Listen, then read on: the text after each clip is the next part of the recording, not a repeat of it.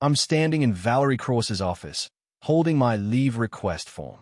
The paper feels thin between my fingers, almost fragile. She doesn't even look up from her computer screen. Her nails tap against the keyboard, a sharp clicking sound that fills the silence. Request denied, she says flatly. My stomach drops. I swallow hard, trying to keep my voice steady. Can I ask why? My father just had surgery. I need to help him recover. Valerie finally glances at me, her expression cold. We're short-staffed right now. Everyone needs to be present. She slides the form back across her desk without another word. Before I continue, we would like you to support our community and help us continue to creating high-quality content. We'd love for you to like, share, comment, and subscribe to our channel.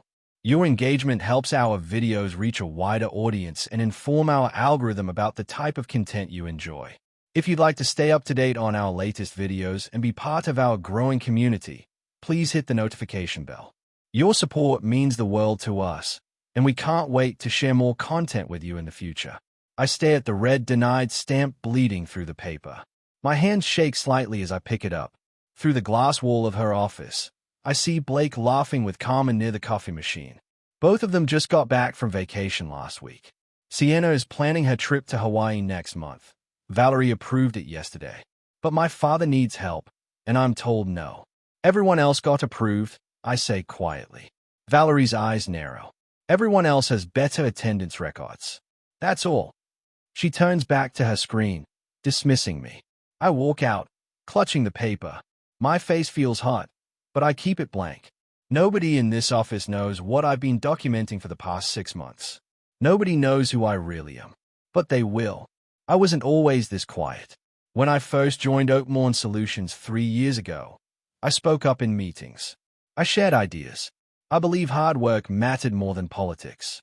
Valerie Cross arrived 14 months later as our new HR manager. She walked in wearing designer heels and carrying an expensive bag, her smile bright and wide for everyone. Within weeks, the office atmosphere changed. She had favorites, people who matched her style, her energy, her background.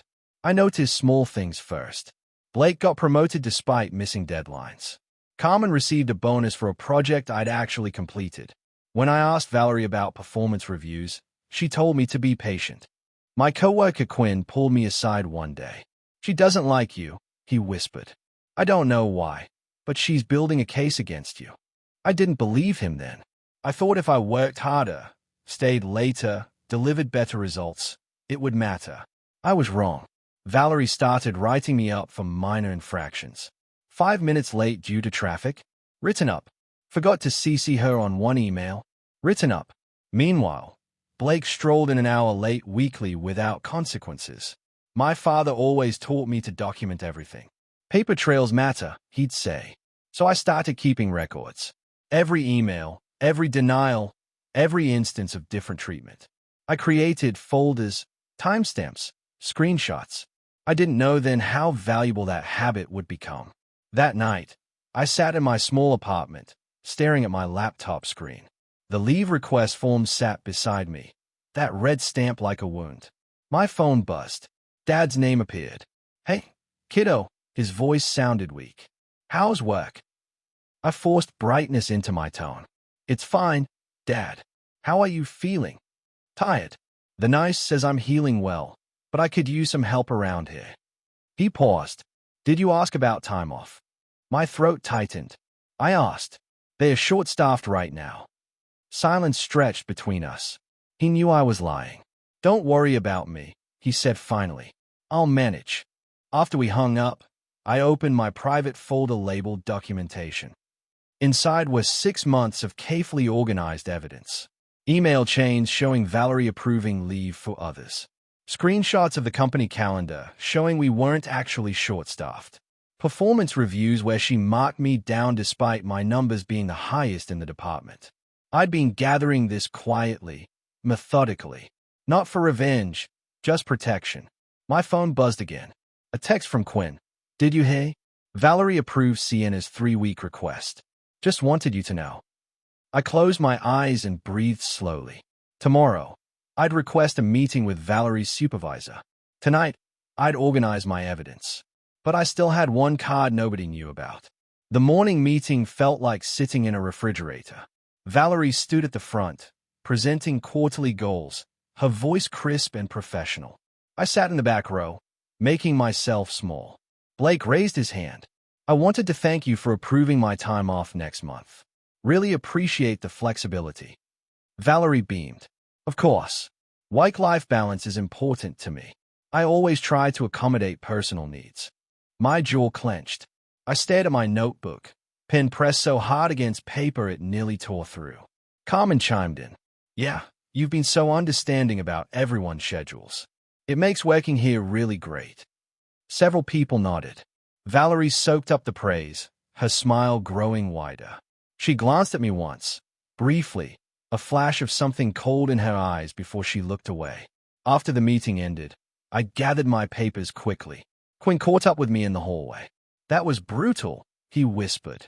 The way she praised everyone right in front of you. I shrugged. It's fine. It's not fine. You should report her. To who? She is HR. Quinn had no answer to that. We both knew the system protected people like Valerie. She controlled the narrative, the paperwork, the official story. But what Quinn didn't know was that I'd already sent an email last night. Not to Valerie's supervisor. Higher than that. Much higher. I kept my head down for the rest of the week. I arrived exactly on time, left exactly when scheduled, spoke only when necessary. Valerie watched me sometimes, her expression calculating, as if trying to figure out my next move. Friday afternoon, Sienna stopped by my desk. Hey, I heard about your dad. I'm really sorry they wouldn't give you time off. I looked up, surprised. Thanks. She lowered her voice. Between us, Valerie's been weird lately. She approved my Hawaii trip in like 2 seconds, but I heard she denied your family emergency. That's messed up. It happens, I said neutrally. Sienna hesitated. If you need anything. I mean, I know we're not close, but that's just wrong.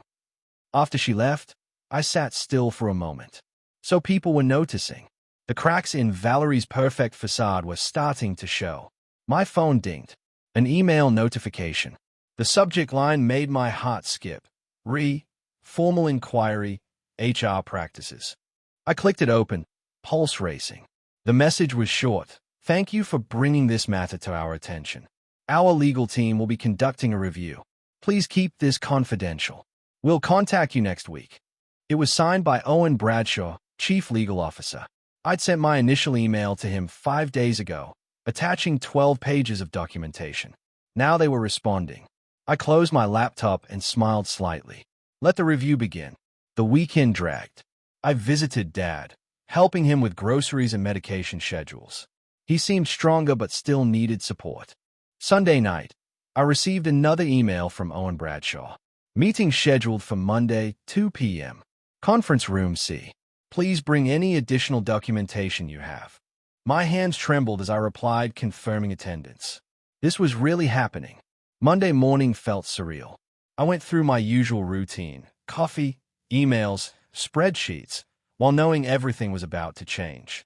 Valerie walked past my desk twice, both times giving me that cold, assessing look. At 1:55 p.m., I gathered my laptop and a flash drive containing backup files. My stomach twisted with nerves. Conference Room C was on the executive floor, a place regular employees rarely visited. I stepped into the elevator, pressed the button, and watched the numbers climb. When the doors opened, I saw Owen Bradshaw waiting in the hallway. He was tall, mid-50s, with sharp eyes that missed nothing. Thank you for coming, he said, shaking my hand firmly. This way. Inside the conference room, 2 other people sat at the table. A woman in a gray suit introduced herself as Patricia Hall, external legal counsel. The other was Dante Castellano, someone I recognized from company-wide emails but had never met in person. Our CEO, Dante Castellano, gestured to a chair. Please, sit down. We've reviewed your email and the attached documentation. We'd like to hear the full story directly from you. I sat, placing my laptop on the table with shaking hands. Where should I start? From the beginning, Owen said. When did you first notice discriminatory treatment? I took a breath and began. I explained Valerie's arrival, the gradual shift in office culture, the pattern of favoritism. I described specific incidents, written up for being 5 minutes late while Blake arrived an hour late with no consequences. Denied credit for projects that Carmen later received bonuses for. Patricia took notes, her pen moving swiftly across a legal pad. And the leave request. Denied for a family emergency, I said, keeping my voice steady. My father needed help after surgery. Meanwhile, Valerie approved vacation requests for 4 other employees in the same week. When I asked why, she said we were short-staffed and I had attendance issues. I pulled up my attendance record on my laptop, turning the screen toward them. I've missed 3 days in 3 years. All documented illnesses. Blake's missed 17 days in the same period. Dante leaned forward, studying the screen. His expression darkened. Do you have records of the approved leave requests? Owen asked. I clicked open another folder. Screenshots of the internal calendar showed Blake's upcoming trip, Carmen's recent vacation, Sienna's approved Hawaii plans, all marked as approved by Valerie Cross. The silence in the room felt heavy. Patricia broke the quiet. This is concerning, but we need to understand the full scope. Were you the only one experiencing this treatment? I nodded slowly. Mostly, yes, but Quinn mentioned Valerie seemed to target certain people. He couldn't figure out the pattern. Quinn? Owen prompted. Quinn Foster works in my department. Has noticed the inconsistencies but hasn't experienced them personally. Dante wrote something down. We'll need to interview him and others. Quietly. There's more, I said, pulling up another file. I documented every interaction with Valerie for the past 6 months. Email timestamps, written warnings, performance reviews. I compared them against company policy and against treatment of other employees. I turned the laptop again, showing a detailed spreadsheet. One column listed policy violations. Another showed instances where Valerie applied rules to me, but not others. The pattern was undeniable. Patricia's eyebrows rose. This is remarkably thorough. Do you have legal training? My pulse quickened. Here was the moment. I do, actually. I passed the bar exam 5 years ago. All 3 of them looked up sharply. You an attorney? Dante asked. I practiced for 2 years before deciding corporate law wasn't for me. I wanted to try something different, so I moved into operations work. I paused, but I never stopped thinking like a lawyer. The room felt charged suddenly. Owen exchanged a glance with Patricia. Why didn't this come up when you were hired? Dante asked. It was on my resume, but nobody asked about it. Dante sat back in his chair, processing this information. So you've been documenting potential legal violations because you recognized them. I documented them for protection. I corrected gently. I didn't know if I'd ever need this evidence. I hoped I wouldn't. Patricia flipped through her notes. The leave denial could constitute discrimination if we can establish a pattern. The question is what category? Age, race, gender, religion. I shook my head. I don't think it's any of those. I think it's personal bias. Valerie doesn't like people who don't fit her image of the right kind of employee. That's harder to prove legally, Owen said. Unless there's a pattern of behavior that creates a hostile work environment, I replied. Which my documentation shows. The legal training was showing now. I could see them reassessing me, realizing I wasn't just an upset employee. I was someone who understood exactly how employment law worked. Dante rubbed his jaw. This puts us in a complicated position. If what you're showing us is accurate, and it appears to be, we have a serious problem. But we need to investigate thoroughly before taking action. I understand, I said. I'm not asking for immediate punishment. I'm asking for fairness. What do you want? Patricia asked directly. I met her eyes. I want my leave request approved. I want the discriminatory treatment to stop. And I want to make sure this doesn't happen to anyone else. Reasonable requests, Owen said. Dante looked at me for a long moment. I'm going to approve your leave request personally, effective immediately. Take 2 weeks. Paid. When you return, we'll have completed our investigation. Relief flooded through me, so strong I felt dizzy. Thank you. Don't thank me yet, Dante said. This investigation will be thorough. We'll need to interview multiple employees, review files, examine Valerie's entire record as HR manager. It won't be pleasant for anyone. I understand. Owen leaned forward. During your leave, we'll need you available for follow-up questions. Is that acceptable? Of course. Patricia gathered her notes. We'll also need copies of all your documentation, everything you've collected. I pulled out the flash drive I'd brought. It's all organized by date and category. There's also a summary document outlining key incidents. She took it, examining the small device with something like respect. You came prepared. I learned from my father, I said quietly. He always said if something's worth doing, it's worth documenting. Dante stood, extending his hand. Thank you for bringing this to our attention. Many employees would have just quit or suffered in silence. The fact that you documented everything and followed proper channels, that says something about your character. I shook his hand, then Owen's, then Patricia's. As I walked toward the door, Dante called out. One more thing. Don't discuss this investigation with anyone. Not even Quinn. Understood. In the hallway, I pressed the elevator button with trembling fingers. 2 weeks of approved leave. A formal investigation. The CEO himself involved. It was more than I'd expected. But as the elevator descended, a new worry crept in. What would Valerie do when she found out? I went straight to my desk and began packing up for the day. My hands moved mechanically, gathering my phone, water bottle, notebook. Around me, the office hummed with normal Monday activity. Nobody knew what had just happened on the executive floor. Quinn rolled his chair over. You okay? You look pale. Just tired, I said. Long day. Want to grab coffee after work? I shook my head. Can't. I need to get home. As I logged off my computer, an email notification popped up. From Valerie Cross. Subject, your desk area. My stomach tightened as I opened it. I noticed your workspace is cluttered. Please ensure it meets company standards before leaving today. I looked around my desk. It was spotless. This was just another dig, another petty exercise of power. But instead of feeling angry, I felt almost amused. Because in about 20 minutes, Valerie would receive a very different email. One from Dante Castellano, informing her that my leave request had been approved and that she needed to meet with legal first thing tomorrow morning. I didn't respond to her message. I just finished packing, slung my bag over my shoulder, and walked toward the elevator. Blake called out as I passed. Leaving early? Must be nice. I kept walking, didn't respond. Let them think whatever they wanted.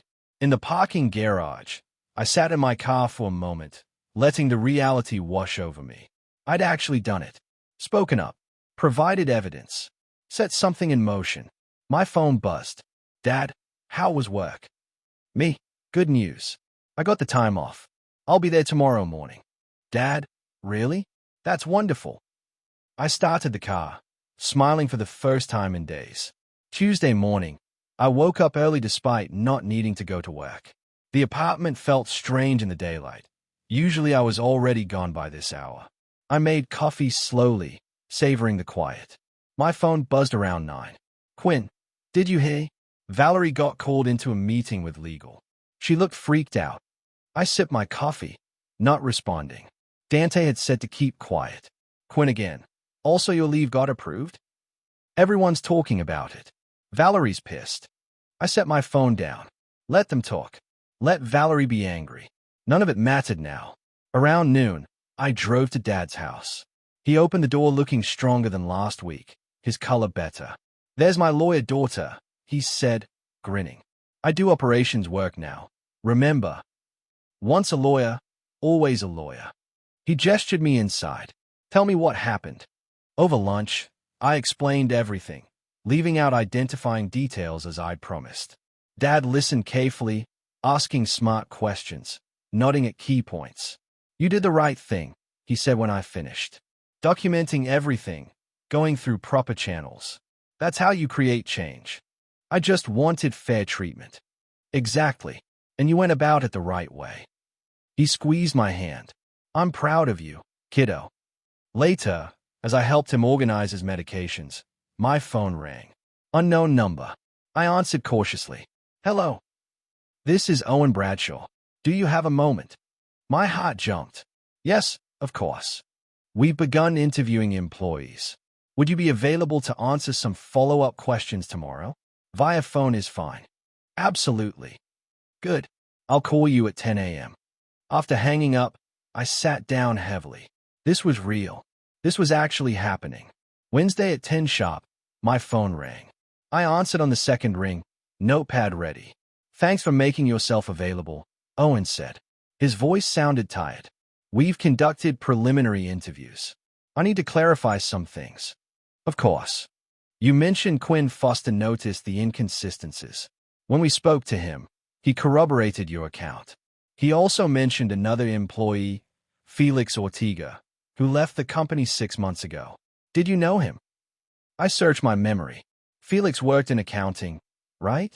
Quiet guy. That's him. According to Quinn, Felix complained about Valerie's treatment before he resigned. Do you remember that? Vaguely. I remember him seeming unhappy, but we weren't close. Owen paused. We're trying to locate him for an interview. The pattern you've documented, if Felix experienced similar treatment, it strengthens the case significantly. The case? I asked carefully.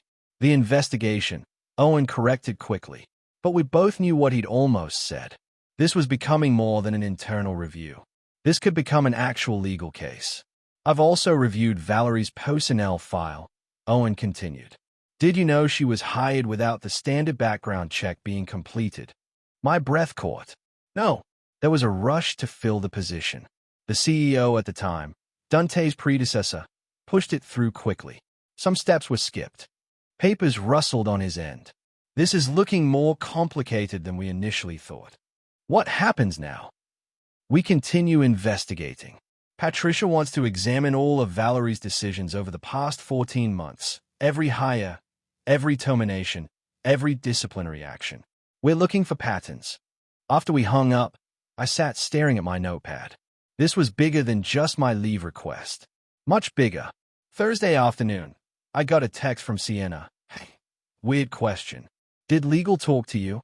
They interviewed me yesterday about workplace culture and Valerie. I hesitated before responding. I can't discuss it. Sorry. Sienna, understood. Just wanted to say, whatever's happening, I hope it helps. Things have been off lately. That evening, Quinn called. Everyone's freaking out. Valerie's barely in the office. Legal has been pulling people into meetings all week. What's going on? I really can't talk about it, I said. It's about your leave request, isn't it? I stayed silent. Quinn exhaled. Look, whatever you did, people are noticing. Blake's been unusually quiet. Carmen actually showed up on time today. It's like everyone's on their best behavior suddenly. After hanging up, I thought about that. Fear could change behavior, but it didn't change beliefs. Valerie's favoritism had created a toxic culture. Even if she faced consequences, would the damage she'd done disappear? My phone buzzed. Owen again. Quick update. We found Felix. He's agreed to a phone interview tomorrow. Also, we've uncovered some financial irregularities in expense reports Valerie approved. Just keeping you informed. Financial irregularities. My legal brain immediately went there. Embezzlement. Fraud? This was spiraling beyond discrimination into potential criminal territory. Friday morning, I drove to Dad's house for our daily routine. He was doing physical therapy exercises when I arrived, moving carefully but steadily. You're getting stronger, I said, proud. Good genes.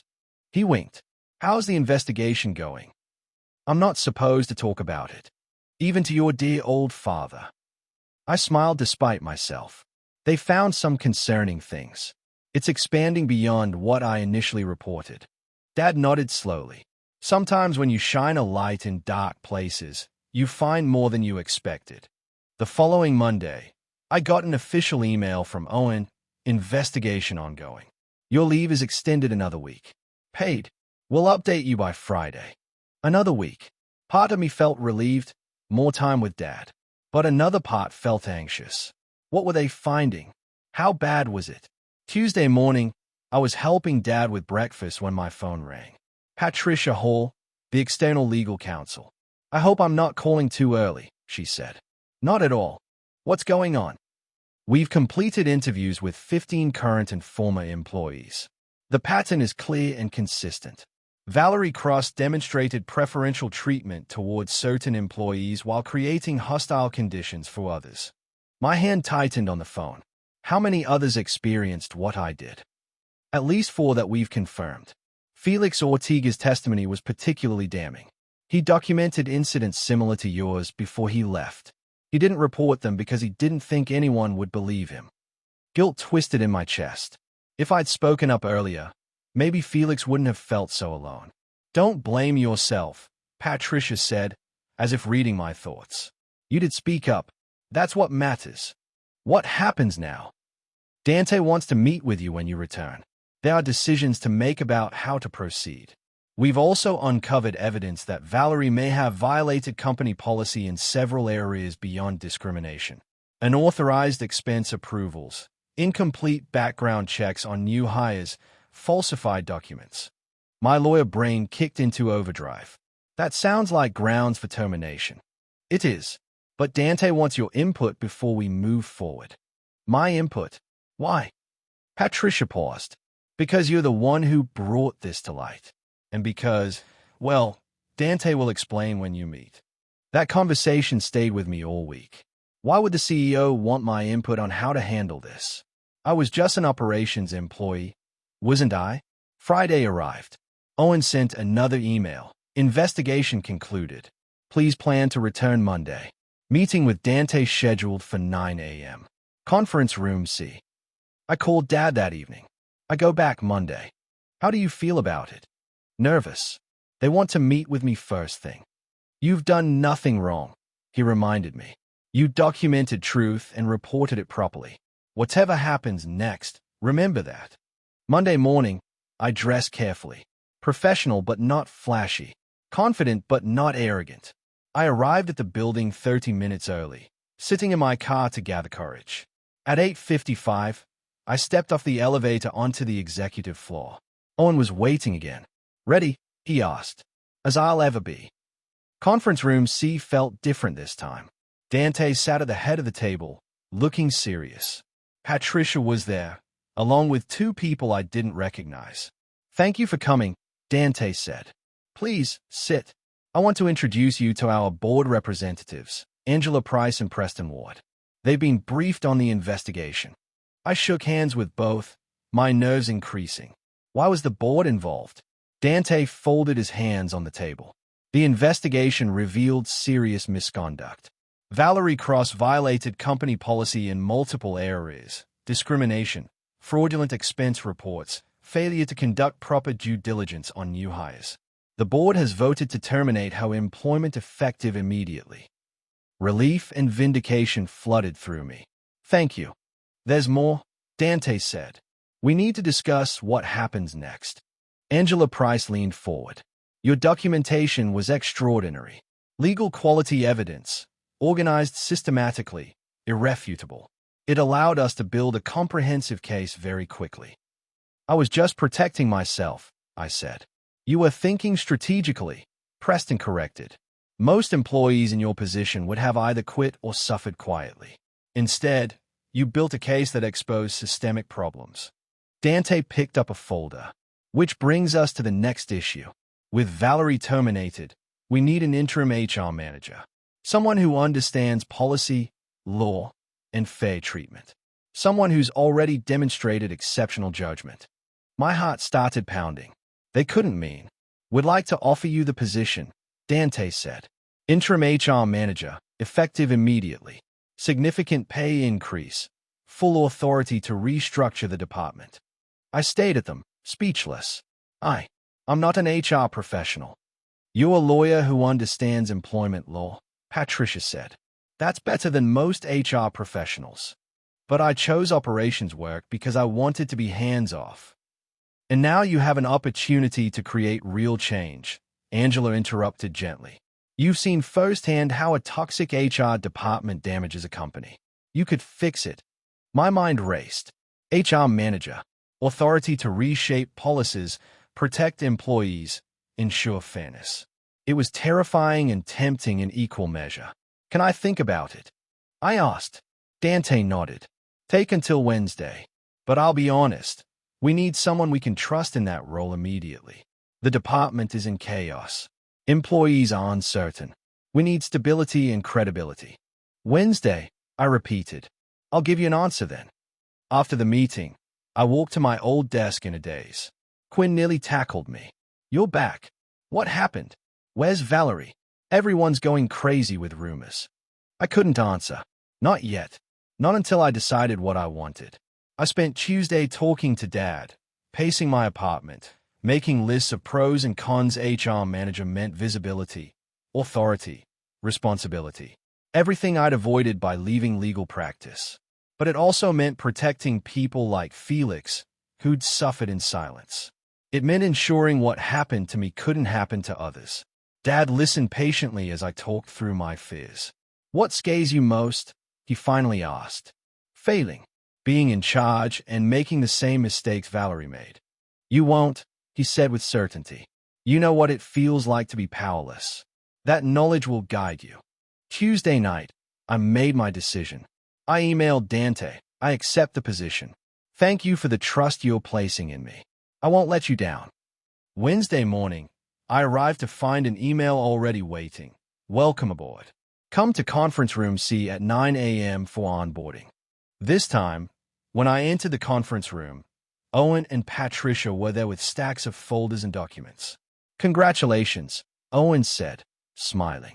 Ready for the deep dive. For the next 3 hours, they walked me through HR policies, current cases, pending issues. The department was more of a mess than I'd realized. Incomplete files, missing documentation, inconsistent applications of policy. Valerie's chaos, Patricia said grimly. You've got your work cut out for you. At noon, Dante made a company-wide announcement. I read it on my phone, heart racing. We're pleased to announce Alex Rivera as our new interim HR manager. Alex brings legal expertise and a deep commitment to fairness. Please join us in welcoming them to this new role. Within minutes, my email inbox exploded. Congratulations from colleagues, questions from employees, a surprising note from Blake. Didn't see that coming, but congrats. Quinn appeared at my new office door, Valerie's former office, which felt strange and surreal. Holy shit, he said. You? I laughed despite myself. Me. This is wild. Good wild, but wild. My first week as HR manager was overwhelming. I inherited a department of 3 people, all of whom seemed relieved Valerie was gone but wary of me. I know this is an adjustment, I told them at our first meeting. I'm not going to pretend I have all the answers. But I promise fairness, transparency, and open communication. If you see me making a mistake, speak up. My assistant, Brianna, looked surprised. Valerie never wanted feedback. I'm not Valerie, I said firmly. We spent that week conducting a department audit. I reviewed every policy, every pending case, every decision Valerie had made in the past year. The inconsistencies were staggering. People written up for minor issues while others got away with serious violations. Performance reviews that clearly favored certain employees. I created a spreadsheet, my lawyer brain's favorite tool, tracking every irregularity. By Friday, the pattern was undeniable. Valerie's favoritism had infected every aspect of HR operations. We need to start over, I told Dante in our weekly check-in. Half these policies are either outdated or being applied inconsistently. I want to rebuild from scratch. He raised an eyebrow. That's ambitious. It's necessary. Employees don't trust HR right now. We need to earn that trust back. And the only way to do that is complete transparency and consistency. You have my support, he said. What do you need? Time, resources, and permission to make hard choices. You have all 3. That weekend, I drafted new policies, clear guidelines for leave requests, objective performance review criteria, transparent promotion processes. I worked late into the night, driven by the memory of how it felt to be on the receiving end of unfairness.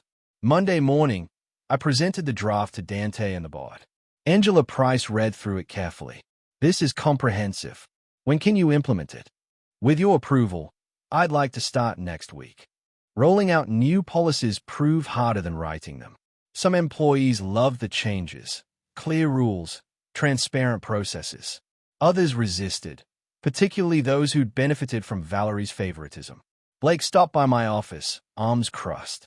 So now everyone gets treated exactly the same? What if some people perform better? Better performers get recognized through objective metrics, I said calmly, not through personal relationships with HR. He frowned. Sounds like you're punishing success. I'm ensuring fairness. There's a difference. After he left, Brianna poked her head in. That was well handled. He's been complaining to everyone. Let him complain. As long as I'm applying policies consistently, that's what matters. The real test came 2 weeks later. Carmen submitted a leave request for a family event. Under the new system, all requests went through a standardized review process. Her request met all criteria, so I approved it. The next day, Quinn submitted a similar request. Same circumstances, same timing. I approved his too. Then Blake submitted one. His request didn't meet the advance notice requirement, and we were genuinely short-staffed during his chosen dates. I denied it. He stormed into my office. You're denying me because of our history. I pulled up the policy on my screen, turning it toward him. I'm denying you because you submitted this yesterday for leave starting tomorrow, and the policy requires 5 business days notice except for emergencies. Is this an emergency? It's a concert I bought tickets for. That's not an emergency. Submit with proper notice next time, and if staffing allows, it'll be approved. His face reddened. This is because you have it out for me. This is because I'm applying the policy consistently. Carmen gave 2 weeks' notice. Quinn gave 10 days. You gave 1 day. The rule applies to everyone equally. He left angry, but I felt steady. This was exactly what fair treatment looked like, and I wasn't going to compromise. Word spread about Blake's denial. I braced for backlash, but something unexpected happened instead. Employees started commenting that it felt fair, that for the first time, everyone was being held to the same standard. Sienna stopped by. I wanted to say thank you. The new policies make sense. I actually feel like I understand what's expected now. That's the goal, I said. Clarity breeds trust. A week later, I held my first all-hands HR meeting. I explained the new policies, answered questions, and emphasized my commitment to fairness. An employee I didn't know well raised her hand. What if we feel we're being treated unfairly? How do we report it? You come to me directly, I said. Or if you're uncomfortable with that, we've established an anonymous reporting system. Every complaint will be investigated thoroughly. Another hand. How do we know investigations will be fair? How do we know you won't play favorites? I met their eyes. Because I know what it's like to be on the other side. I experienced favoritism and discrimination firsthand. I will never put someone else through that. The room went quiet. I saw understanding dawn on several faces. They hadn't known about my history with Valerie. After the meeting, Felix, who'd been rehired 2 weeks earlier in accounting, approached me. That took guts, sharing your experience publicly. It felt important. Transparency has to start somewhere. He smiled. I'm glad I came back. This feels like a different company now. That night, I sat in my office after everyone left, looking at the stack of case files I needed to review. The work was hard, demanding, often frustrating, but it mattered in a way my legal practice never had. I was creating change from the inside, one policy at a time. 3 months into my new role, Dante called me to his office. The board wants to remove interim from your title. They are impressed with the changes you've implemented. My stomach flipped. Permanent HR manager. If you want it, along with a substantial raise and a seat at senior leadership meetings.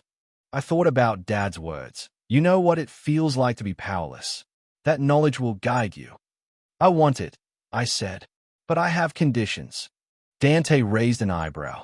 I'm listening. I want budget authority to expand the department. We need more staff to handle the workload properly. And I want direct reporting relationship to you, not filtered through other executives. Done, he said without hesitation. Anything else? Regular audits of HR practices. External reviews every 6 months to ensure we're maintaining standards. I never want this department to slip back into what it was under Valerie. He extended his hand. You have a deal. Welcome to permanent leadership. The announcement went out that afternoon. My phone exploded with messages. Quinn, yes. Sienna, well deserved. Even Blake sent a brief congrats. Dad called that evening. How does it feel? Terrifying and right at the same time. He laughed. That's how you know you're where you're supposed to be. That weekend, I visited him. He was back to his normal self, moving without pain, cooking dinner like he used to. You saved the company, he said over pasta. You know that, right? I just documented what was happening. You did more than that. You stood up when it was easier to stay quiet. You built a case when you could have just left. You took a leadership role when you could have stayed comfortable. That's courage, kiddo. I blinked back unexpected tears. I learned from the best. 6 months after becoming permanent HR manager, I was reviewing our latest employee satisfaction survey. The results made me pause. Overall satisfaction was up 40%. Trust in HR had nearly doubled. Complaints about favoritism had dropped to nearly zero. Brianna appeared in my doorway. You're smiling. Good news. Look at these numbers, I said, turning the screen. She studied them, then grinned. We did that. The team did that. You did that, I corrected. All of you trusted the new system even when it was hard. That afternoon, I presented the results to Dante and the board. Angela Price looked impressed. These are remarkable improvements in a short time. The foundation was already there, I said. Employees wanted fairness. They wanted clear rules. We just had to provide them. Preston Ward cleared his throat. There's been some discussion about your future here. Have you considered moving beyond HR? I blinked. Moving where? Operations VP is opening up next quarter, Dante said. You have the legal background, the operational experience, and proven leadership skills. You'd be an excellent candidate. My mind whirled. Operations VP meant broader impact, more authority, different challenges. But it also meant leaving HR, leaving the work I'd fought so hard to transform. Can I think about it? I asked. Of course, Angela said. But know that we see your potential extending far beyond one department. That evening, I sat in my office long after everyone left.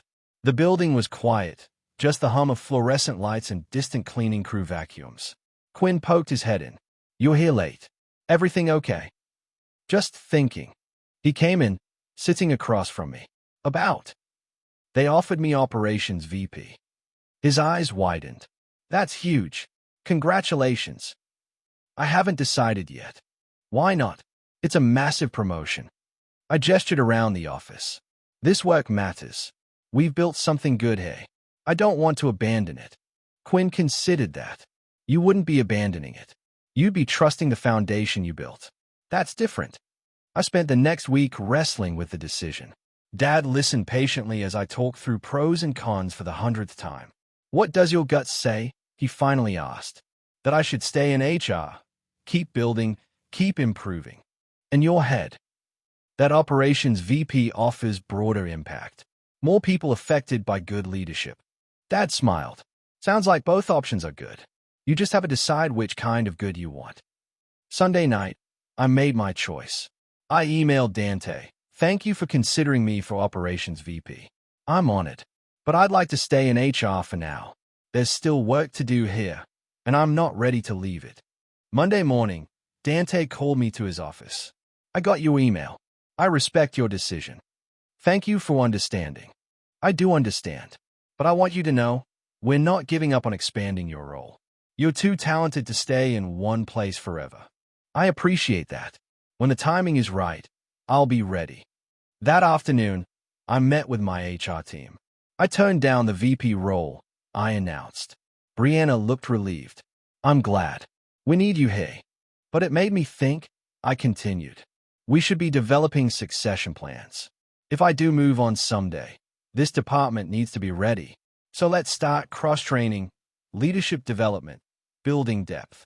Over the next months, we implemented new training programs. Brianna took on more responsibility.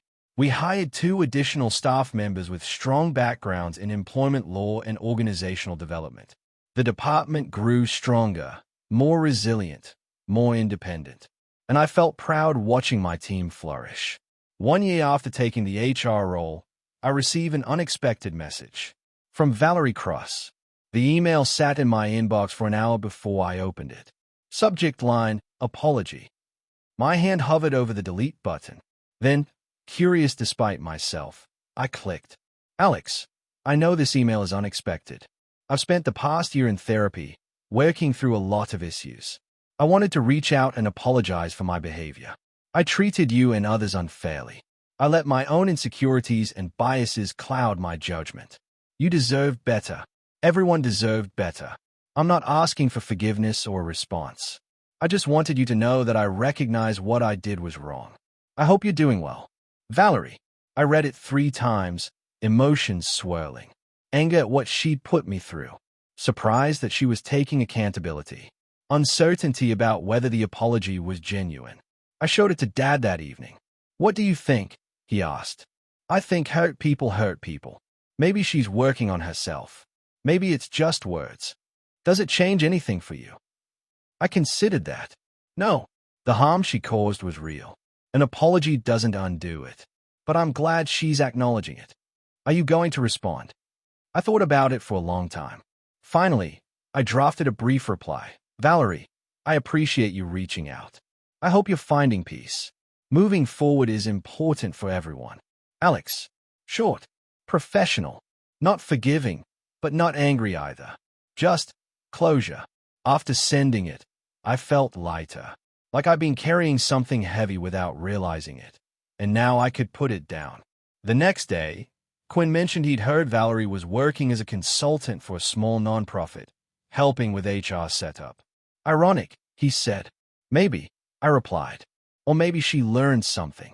18 months after becoming HR manager, Dante announced his retirement. The news shocked the company. He'd been CEO for 8 years, steering us through challenges and growth. I want to spend time with my family, he told the senior leadership team. Travel. Enjoy life while I'm still young enough. The board launched a search for his replacement. Internal and external candidates. I threw myself into supporting the transition, knowing that a new CEO would mean changes. 3 months later, they made their announcement. Angela Price, former board member, would become our new CEO. Her first action was calling a senior leadership meeting. I want to continue the work Dante started, she said. But I also want to push us further. More innovation, more employee development, more community impact. After the meeting, she pulled me aside. I've been watching your work in HR. The culture shift, the policy improvements, the employee satisfaction scores. It's exactly the kind of leadership we need more of. Thank you, I said, sensing something more coming. I'm creating a new role, Chief People Officer. It would oversee HR, training and development, and diversity and inclusion. I want you to consider it. My breath caught. Chief People Officer, C-suite level, significant authority and responsibility. That's a big jump. I'm managed. You've earned it, Angela said firmly. You transformed a broken department into a model of excellence.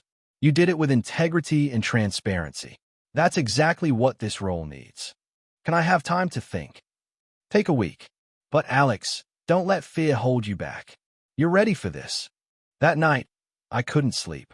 Chief People Officer meant shaping company culture at the highest level. It meant influence, visibility, pressure. It meant everything I'd avoided when I left legal practice.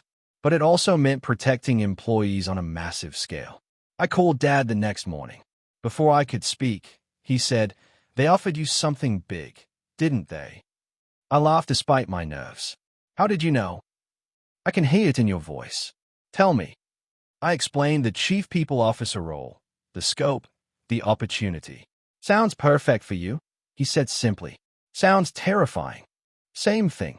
I could hear the smile in his voice. Remember when you first started law school? You called me crying, saying you'd made a mistake. You weren't smart enough. I remember. What did I tell you? That fear and growth feel the same. Still true. This feels scary because it matters. Because you care about doing it right. That's exactly why you should do it. I spent the week talking to mentors, trusted colleagues, even Patricia Hall, who'd become a friend during the investigation. You changed this company, Patricia said over coffee. Imagine what you could do with more authority. What if I fail? What if you succeed? Friday afternoon, I walked into Angela's office. I accept the position. Thank you for believing in me. She smiled. Thank you for believing in yourself. The announcement went company-wide Monday morning. My inbox flooded with congratulations. Brianna cried happy tears. Quinn sent a gif of fireworks. Even Blake sent a message. You've earned this. Seriously impressed by everything you've built. That one surprised me most. Blake had resisted the new policies initially, but over time, he'd come to appreciate fairness over favoritism. My first week as Chief People Officer was intense. New responsibilities, new expectations, new challenges. But I felt ready, because I'd built this foundation carefully, one policy at a time, one fair decision at a time. 6 months into my CPO role, I launched our first company-wide diversity and inclusion initiative. We'd collected data showing gaps in representation at senior levels. Women and people of color were underrepresented in leadership roles. I presented findings to the board. This isn't just a moral issue. It's a business issue. Diverse perspectives drive innovation. We're limiting ourselves. Angela nodded. What's your proposal? Structured mentorship programs. Leadership training targeted at underrepresented groups. Bias training for all hiring managers. And transparent promotion criteria so everyone knows what it takes to advance. Budget. I handed her a detailed proposal. It's an investment, but the return, in retention, innovation, and reputation, will far exceed the cost. The board approved it unanimously. Rolling out the program took months. I worked with department heads, HR leaders, and employee resource groups. We created clear pathways for advancement, removed barriers to entry, and held leaders accountable for building diverse teams. Pushback came from unexpected places. Some senior managers resisted, claiming it was reverse discrimination to actively recruit diverse candidates. I addressed it head-on in a leadership meeting. We're not lowering standards. We're expanding where we look for talent. We're removing bias that kept qualified people out. If your pipeline only includes one type of candidate, that's a pipeline problem, not a standards problem. The room was tense, but Angela backed me completely. This is the direction we're moving. If anyone can't support that, we'll help you transition elsewhere. No one left, but the message was clear. Change was happening whether people liked it or not. A year later, our leadership diversity had improved by 35%. Employee satisfaction among underrepresented groups jumped significantly. We were named one of the best places to work in our industry, and I felt proud of what we'd built. 3 years after that first denied leave request, I sat in my corner office, reviewing our annual report. Employee satisfaction at an all-time high. Turnover down 60%. Promotion rates equitable across demographics. Quinn knocked on my door. He'd been promoted to Senior Operations Manager a year ago. Remember when you were just the quiet person at the desk near mine? He asked, grinning. I laughed. I remember when you told me Valerie didn't like me and I should watch out. Best advice I ever gave. Look where it got you. Look where documentation and proper channels got me. I corrected. We'd become close friends over the years. He'd been a witness to my entire journey, from that first denied leave request to today. I heard something interesting, Quinn said, settling into a chair. Legal's been getting requests from other companies asking about our HR practices. Apparently word's gotten out about the transformation. I felt a flicker of pride. We should probably formalize our processes into a case study. Could help other organizations. Already ahead of you, Quinn said, pulling out his phone. Patricia called. She wants to write an article about it. With your permission. The idea made me nervous. Public attention, scrutiny, visibility. All the things I'd avoided for years. But I thought about employees at other companies, suffering under bad management, thinking they had no recourse. If our story could help them. Tell Patricia yes, I said. but she needs to include everyone's contributions. This wasn't just me. It was Brianna, the HR team, employees who spoke up, the board who supported change. She knows, Quinn said. She specifically mentioned wanting to highlight how systemic change requires buy-in at all levels. The article published 2 months later in a major business journal, How One Employee's Documentation Transformed Company Culture. The article went viral in HR and business circles. I started getting speaking requests, consulting inquiries, interview requests. All things that made my introverted soul cringe. But Dad encouraged me. Your story matters. People need to know they have power, even when they feel powerless. I accepted select opportunities. A keynote at an HR conference. A panel discussion on workplace equity. A podcast interview about documentation and employee rights.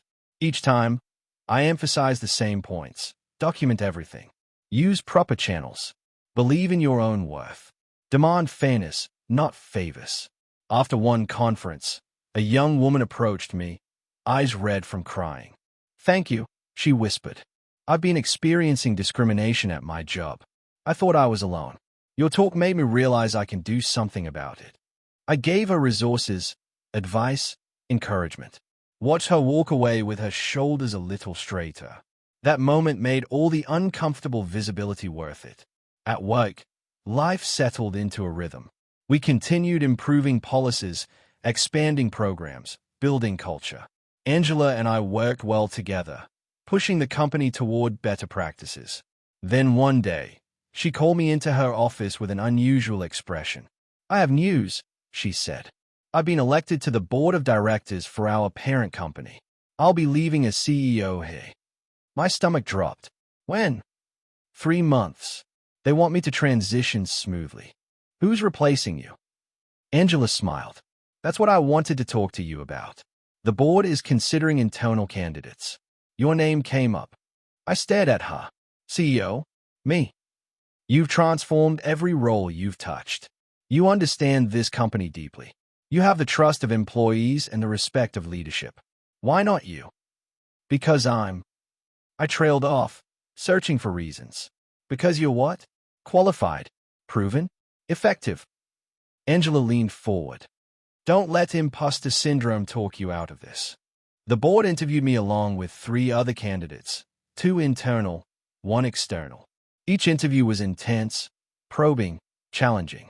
They asked about my vision for the company, my leadership philosophy, how I'd handle crisis situations. I answered honestly, drawing on my years of experience. I talked about fairness, transparency, employee development, about building systems that outlast individual leaders. Preston Ward asked the hardest question. You've avoided the spotlight for most of your career. CEO is the ultimate spotlight. How will you handle that? I took a breath. I've learned that discomfort doesn't mean wrong. I avoided visibility because I was afraid of judgment. But I've also learned that my story, our company's story, can help others. If being CEO means more visibility in service of that mission, I'll handle it.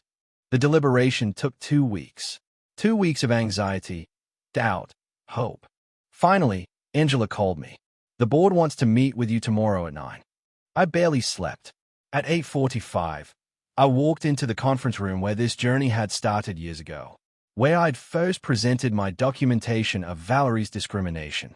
The full board was present. Angela, Preston, 4 others I'd come to know well. Preston stood. We've completed our search for the next CEO. The board voted unanimously. We'd like to offer you the position. The room spun slightly. I gripped the table edge.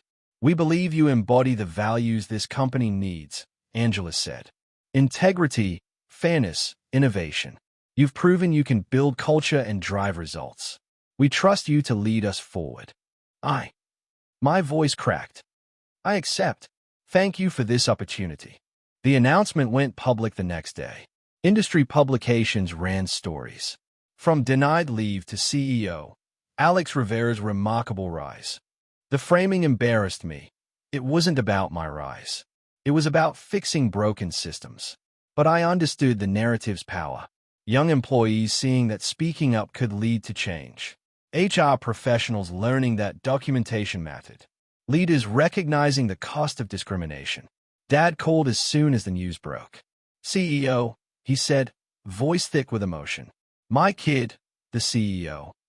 Your kid who just wanted fair treatment. I corrected gently. Same thing, he said. You wanted better. You fought for it.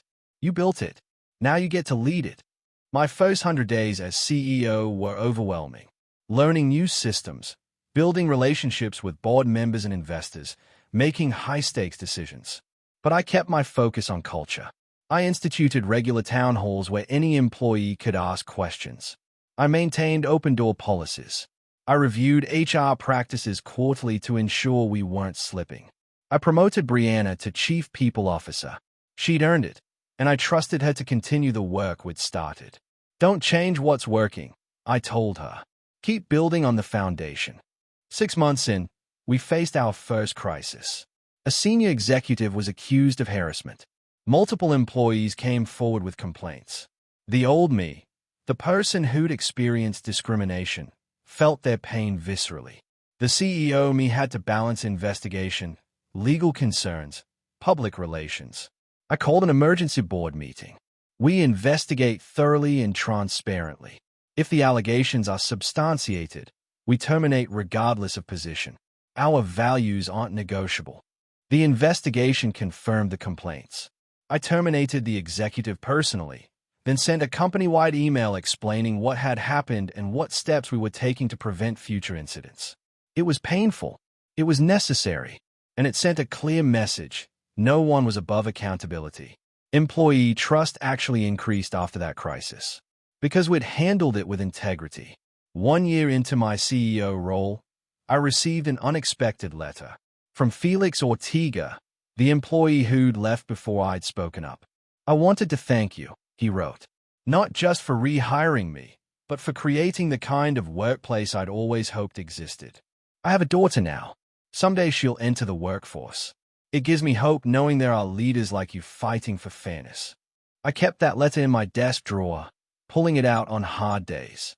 3 years into my tenure as CEO, our company was thriving. Revenue up, employee satisfaction high, industry recognition pouring in. But I never forgot where it started. A simple leave request, a pattern of discrimination, a decision to document instead of suffer silently. I'd established an annual award in the company, the Courage to Speak Award, given to employees who reported problems, suggested improvements, or stood up for fairness. The first year, we gave it to an intra-level employee who'd reported a safety violation her manager had ignored. Her documentation had prevented a serious accident. This is what courage looks like, I said at the ceremony. Not staying silent when something's wrong. Not accepting that's how things are. Building the case and speaking up. Dad attended that ceremony. He was older now, slower, but still sharp. Watching him in the audience, seeing his pride, I felt everything come full circle. After the event, he hugged me tight. You did it, kiddo. You changed the world, at least this little corner of it. We did it, I corrected. You taught me to document everything, remember. He laughed. Best advice I ever gave. That night, I sat in my office looking at the city lights. From denied leave to CEO. From powerless to powerful. From silent to speaking up. The journey hadn't been easy. It had required courage I didn't know I had, resilience I had to build, and faith that doing the right thing mattered. But it had been worth it. Every policy we'd fixed. Every employee we'd protected. Every bit of culture we'd transformed. Worth it. 5 years after that first denied leave request, I was invited to speak at a national HR conference. The keynote address, in front of thousands of professionals. I stood backstage, palms sweating, heart racing. Public speaking still made me nervous. But I thought about that young woman at the previous conference, the one who'd cried and thanked me. If my story could help even one person find the courage to speak up, it was worth the discomfort. I walked onto the stage to applause, looked out at the sea of faces, took a breath. I want to tell you about a leave request, I began. I shared the whole story. Valerie's denial, the pattern of discrimination, my documentation, the investigation, the transformation that followed. Here's what I learned, I said. First, your voice matters. Even when you feel small, even when the system seems rigged against you, your voice matters. Second, documentation is power. Write it down. Screenshot it. Create the paper trail. Because truth backed by evidence is undeniable. Third, use proper channels. I didn't blast Valerie on social media. I didn't gossip. I went to legal with organized evidence.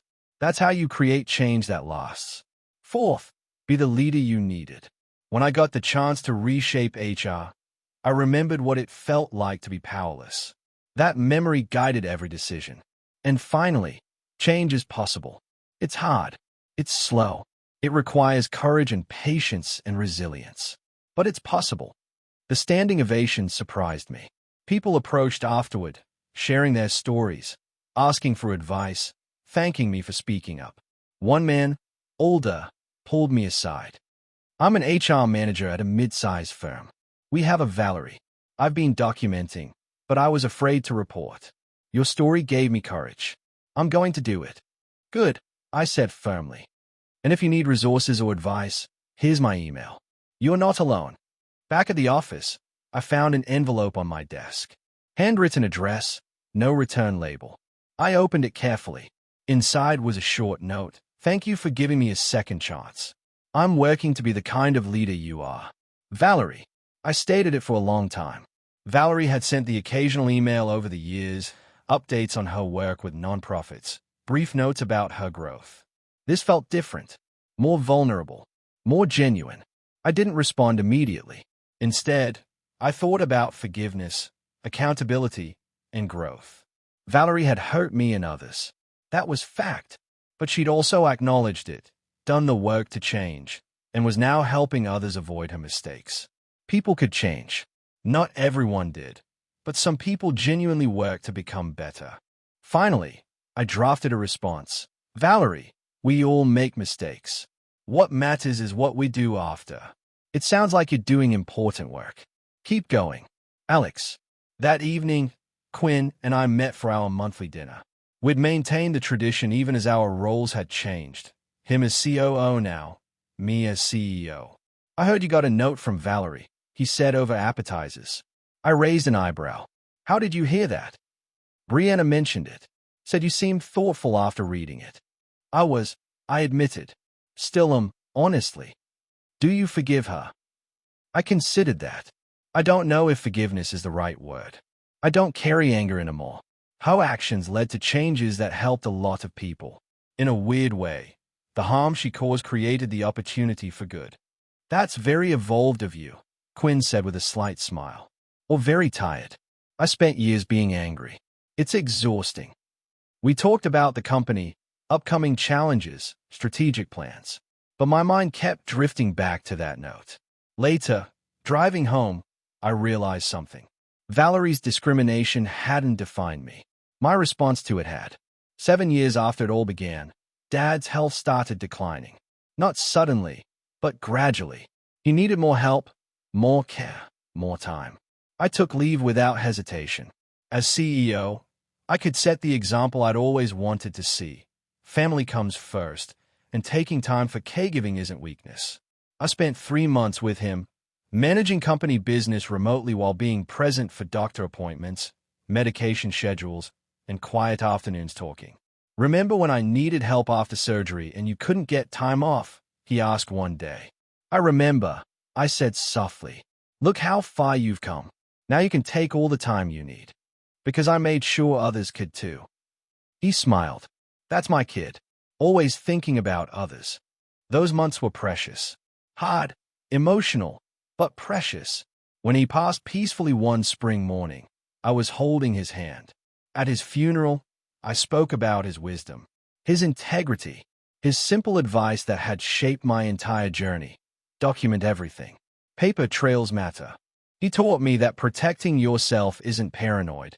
It's practical, I said. He taught me that speaking up requires courage, but silence requires carrying weight you weren't meant to bear.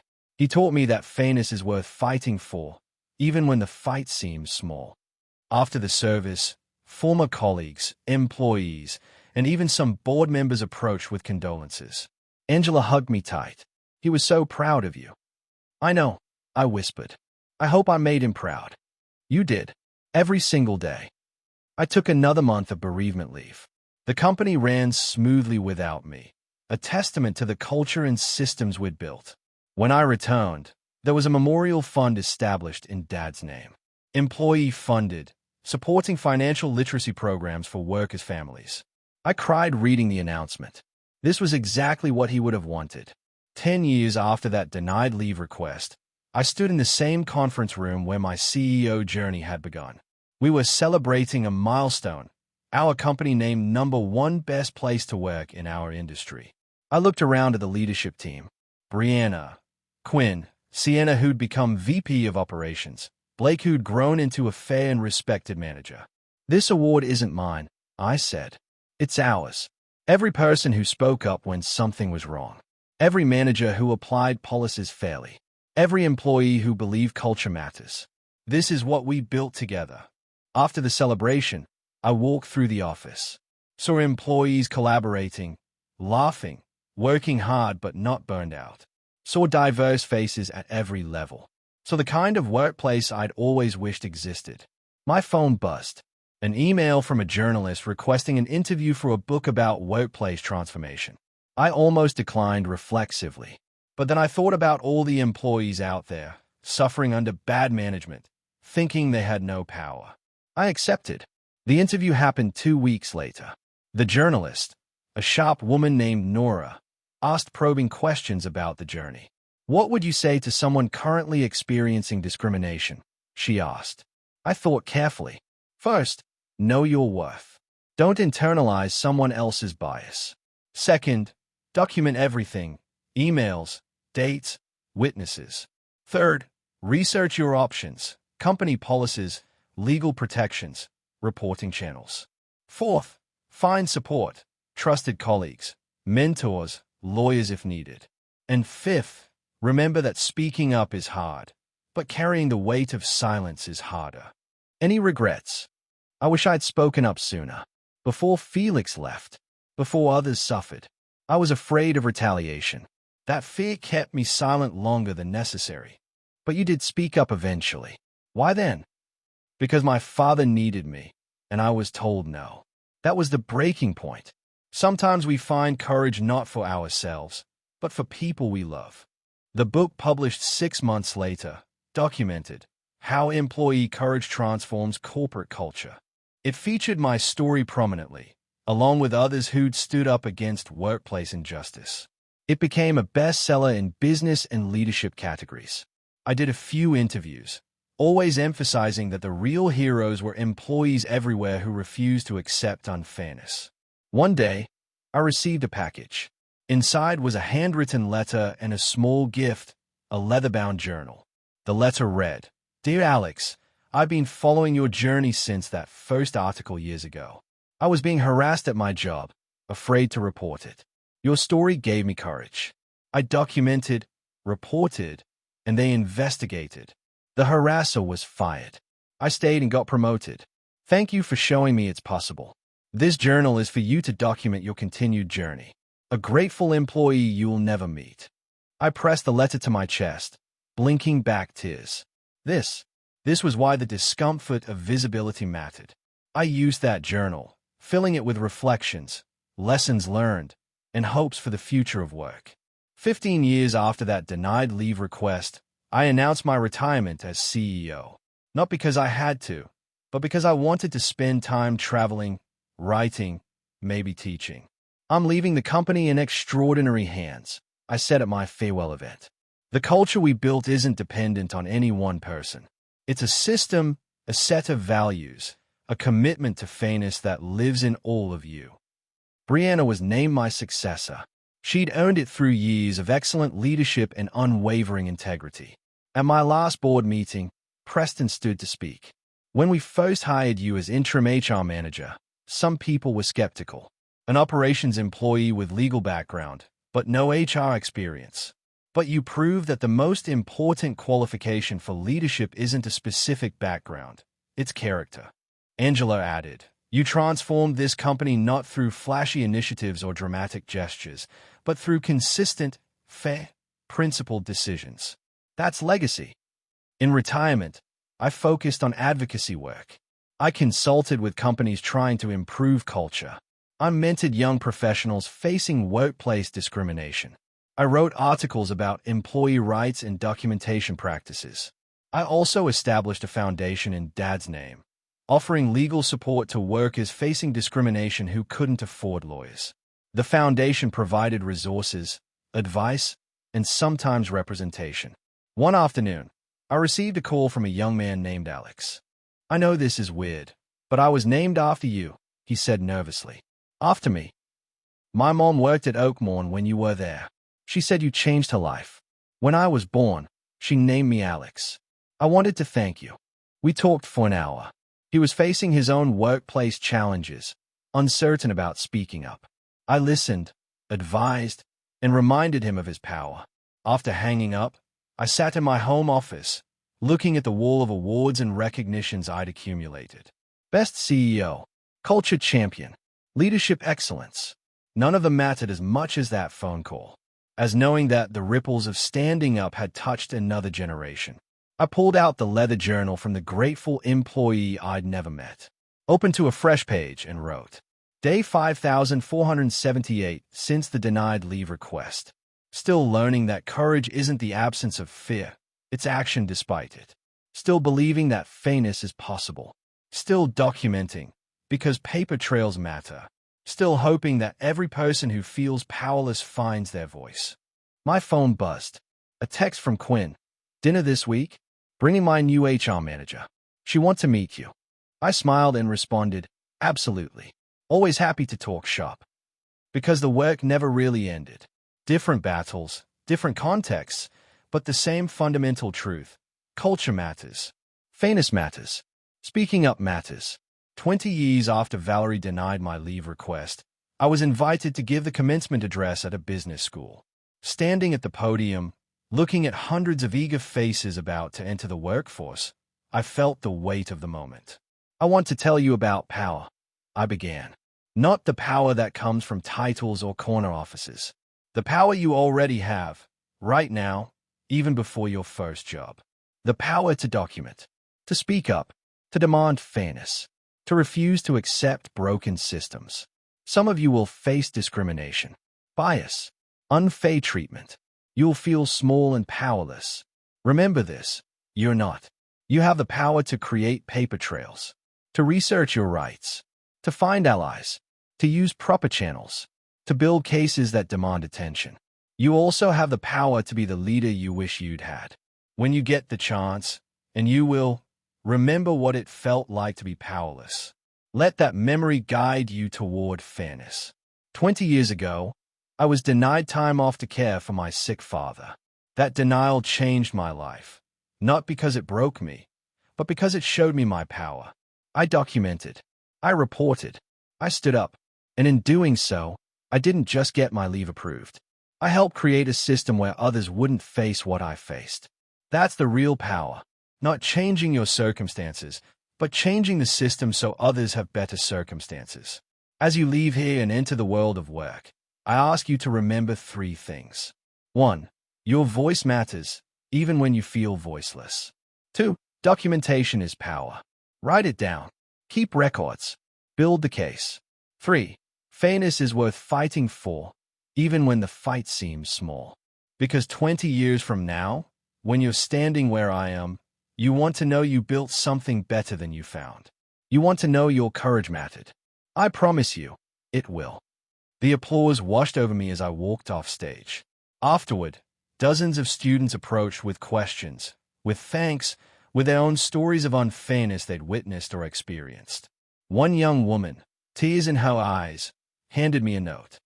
"I start my first job next month. I'm scared, but your story reminded me I'm not powerless. Thank you." I hugged her. "You're not powerless. Never forget that." As I drove home that evening, I thought about the journey. From that humiliating moment in Valerie's office to CEO to advocate to mentor. All because I'd refused to accept unfairness. All because I'd documented instead of suffered silently. All because I believed my voice mattered. The sun set over the city, painting the sky in shades of gold and amber. I pulled into my driveway, turned off the car, and sat in the quiet. Somewhere in this city, someone was experiencing discrimination, feeling powerless, wondering if speaking up mattered. I hope they found courage. I hope they documented. I hope they discovered their power. Because if I'd learned anything in these 20 years, it was this. Change begins when one person refuses to stay silent. When they build the case, follow the channels, and demand better. And sometimes, that one person changes everything. I walked inside, poured a cup of tea, and opened my journal. Day 7,300 since the denied leave request, I wrote. Still believing fairness is possible. Still encouraging others to speak up. Still grateful I found my voice. Because silence protects no one. But courage, even scared, shaking, uncertain courage, can transform the world.